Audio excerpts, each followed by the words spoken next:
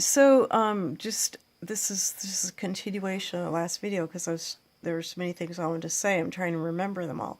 So one of the things I wanted to say was that what we understand, and it was written by Jewish people, but who believed in Jesus, especially Paul the Apostle was a Jew, and I think it was him who said that that Jewish people didn't believe in Jesus as the Messiah because God had actually caused that to happen, because he sort of placed a blindness over the eyes of Jewish people, and it was for the sake of Gentiles. And I don't understand exactly why that was necessary for the sake of Gentiles. It's just that that's what he said, and that it was in order for Gentiles to first be given the opportunity of salvation, which, like I said, was something that you were interested in through the ages, and Jonah is an example of that. But we do believe in the God of Israel. So he's talking about faith in the God of Israel, but through the understanding that Jesus is, and will be the Messiah. So he's saying that blindness happened because God actually willed it. So what my point is that anybody who has read the scriptures, that I'm talking about the New Testament scriptures, which we consider to be valid, and you may not consider to be valid, but any of us who have read that and what he's saying would know that he said that this blindness had come over the eyes of Jewish people to not recognize Jesus or Yeshua as the Messiah, and and so that no one who truly considers himself to be a genuine believer, as a Christian, could blame Jewish people for not believing, or be angry at them, or be or just or consider them to be evil, or cast them out, or reject them, or anything because of not believing. And anybody who does that does not. My point is, there's a huge question as to whether or not they're actually a genuine believer, because a genuine believer would know that about what the Bible, what our Bible with the New Testament says. So that's that point.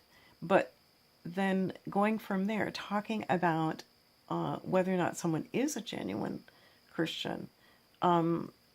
If they're not, then what are they? What are they up to? What are they doing? So we have a very beautiful character in our New Testament who was a friend of Jesus, and he was Jewish, and his name is Judas, and he betrayed Jesus, and betrayed him so that he would be put to death. But that was something that was.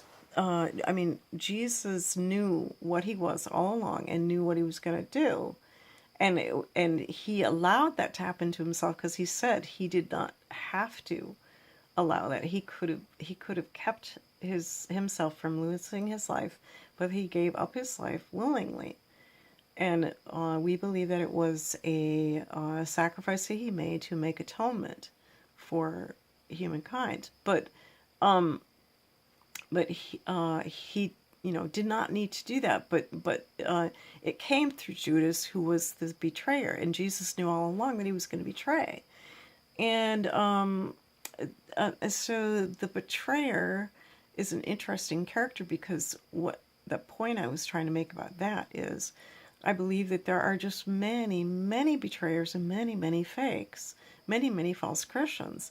And it's only a recent thing for me to recognize that there are these many, many, many false Christians. And the false Christian will be an enemy of the Jews, and will be an enemy of true Christian believers. But they will do it by playing them all, by playing the Christian, by playing the good. There's the people who just pretend to be good people and have, maybe they're influenced by Judeo-Christian values, or they actually claim to believe and they have so much knowledge of the faith. And but they are betrayers, and ultimately they will betray. That is their whole purpose, because they actually serve Satan. And that's a really scary thing. I mean, because I really believe that witchcraft is extremely prevalent in our world, but it's but the false Christian and the Satan worshiper, the person serving Satan, are one and the same generally. But also, I wanted to say that I believe that you are looking at, okay, America is this now, and we are just overrun by by witches and by false Christians, or false good people, whatever you want to call them. And I believe that's what Germany was. And Hitler, I guess supposedly he was actually half Jewish, and but he obviously claimed to be a Christian, and he went to seminary and everything.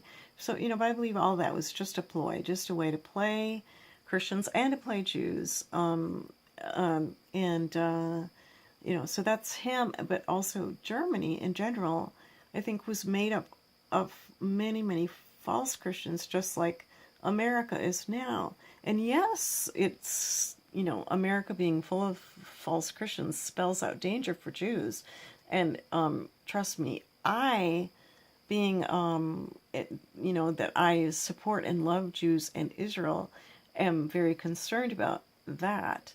But this is not something that I'm saying to warn you or give you alarm, because I truly believe that the God of Israel, your God and my God, is not going to allow this to happen again.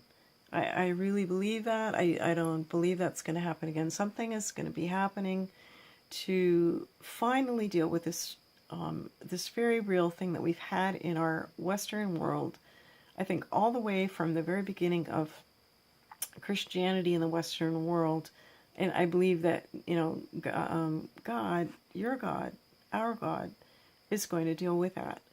But I just what I really want to do is just to make you aware of the presence of false Christianity, and that this is what we have in America, and it was what existed in Germany. It was